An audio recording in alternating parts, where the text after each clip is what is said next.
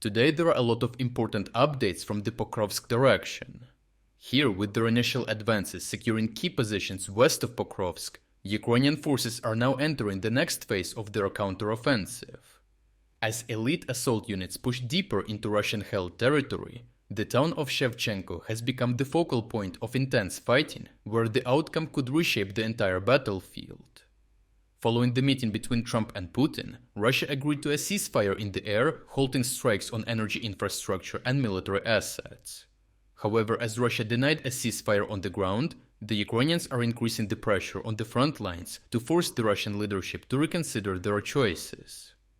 The primary objective of Ukrainians in this area is to completely eliminate the Russian pincer on the western flank of Pokrovsk. After the Russians failed to take Pokrovsk into a pocket, they had depleted their offensive capabilities, and months of fighting had left Russian soldiers exhausted and unable to maintain the pressure. Ukrainians intend to exploit this weakness and push Russians back from Pokrovsk, allowing Russians to recuperate and prepare for a renewed offensive effort on Pokrovsk. To push the Russian forces out of this area, the Ukrainians initiated the second stage of their counteroffensive. The first stage enabled Ukrainians to establish control of frontline settlements such as Kotlina, Pishane and Uspanivka, as well as retake key defensive positions on higher elevations, thereby dismantling the immediate threat posed by the Russian western pincer. With Russian defenses breached, Ukrainians can now focus on Shevchenko, a strategically vital town and the last Russian foothold from which they could restart their assaults on Pokrovsk.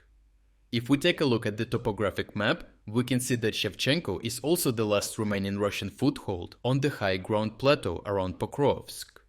Securing Shevchenko would give Ukrainians complete control of this area, creating a so-called Fortress Pokrovsk on the high ground. Additionally, from the high ground, Ukrainians would gain fire control over the Russian ground lines of communication of the Russian western pincer in the lowlands. This would be the nail in the coffin for the Russian efforts here, enabling a swift Ukrainian advance to reclaim the area. The Russians understand this, which is why they are throwing all available forces and resources to defend Shevchenko from the Ukrainian counterattacks. However, due to months of heavy attrition and Ukrainian drone strikes on Russian reinforcement roads leading into the settlement, the Russian contingent in Shevchenko consisted mainly of disorganized forces with low unit cohesion. Opposing them were the Ukrainian 155th N of Kiev Brigade and the battle-hardened 425th Skala Assault Regiment. This was a conscious choice, as the N of Kiev Brigade, initially trained and equipped in France, faced early setbacks and mismanagement when initially deployed to the contact line. However, after being rotated, adequately prepared, and gaining significant combat experience defending another sector, they were now ready to be used in the battle for Shevchenko.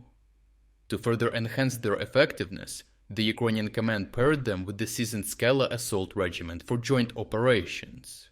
Now, with proper management and in coordination with the seasoned unit, the brigade is evolving into a highly lethal and effective fighting force, living up to its name. This allowed the Ukrainians to advance into the southwestern part of the town, where they effectively blocked Russian reinforcements from moving along the road. Now the Russian flow of soldiers into Shevchenko is running dry, as the only viable reinforcement routes left are through the open fields, heavily patrolled by Ukrainian drones. Overall, the Ukrainians continued their series of successful counterattacks as part of the broader Ukrainian counteroffensive at Pokrovsk. Taking Shevchenko would not only solidify a Fortress Pokrovsk on the high ground, but also place Russian positions to the west at risk of collapse.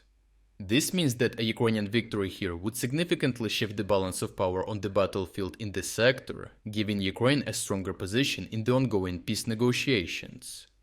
If you are against the invasion of Ukraine and you want to support the work that I am doing, consider subscribing to our own independent news website. Here you can find our exclusive strategic insights, comprehensive overviews of all fronts, and regular tactical analysis videos. By subscribing, you will not only show your support for this channel, but also help and defend independent journalism. The link to our website is in the description. Thank you for watching this report, and I appreciate everyone who stepped up to join us.